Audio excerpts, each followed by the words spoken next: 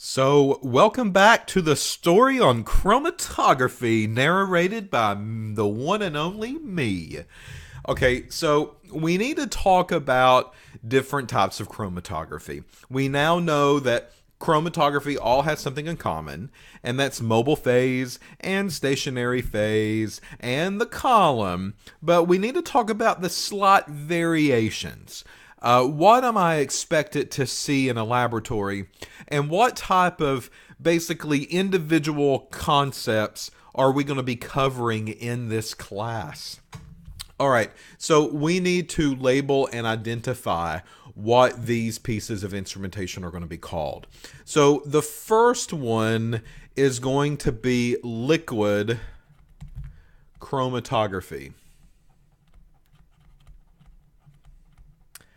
All right, liquid chromatography, because we're lazy, is abbreviated as an LC. So whenever we talk about the LC system, or whenever we talk about the LC world, we're referring to liquid chromatography.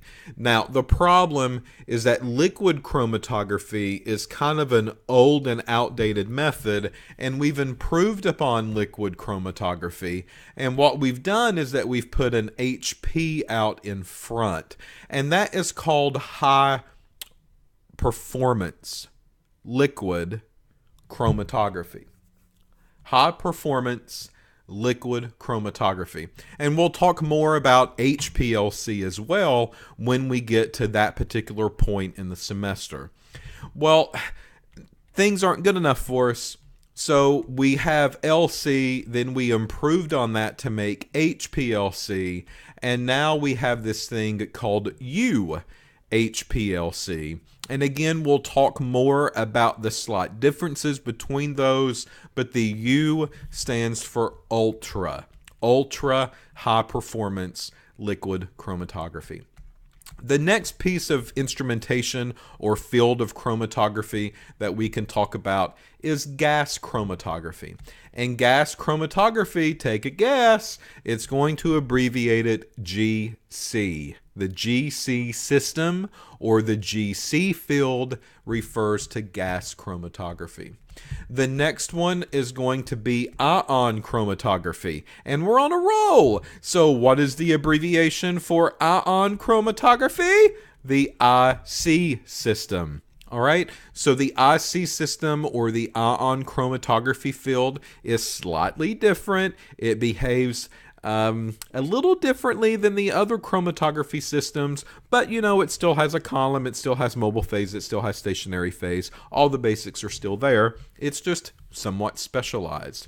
The next one is going to be called thin layer chromatography. And thin layer chromatography is a little bit of TLC, right?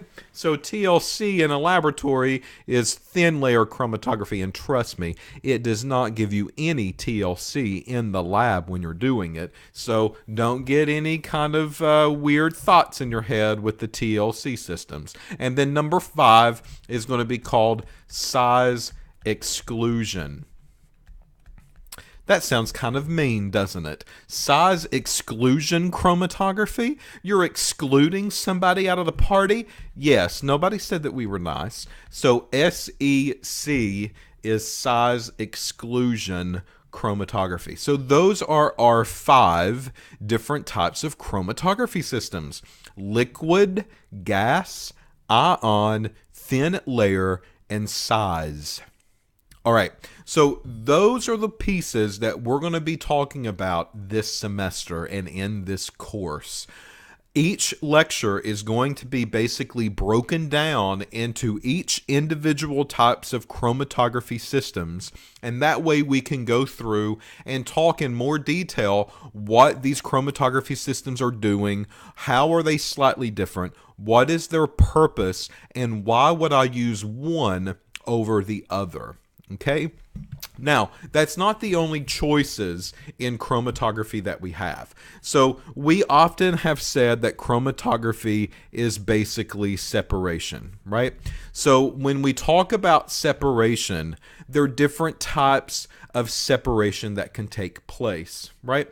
So if we look at the interaction between the stationary phase and the mobile phase, there are a couple of different options that are on the table. Okay, it's like going to the car lot and picking out the leather seats instead of the cloth. Right? It's like going to the car lot and picking out that rear view mirror backup camera versus not having it at all. All right, so the first type of separation that we can talk about is this thing called adsorption.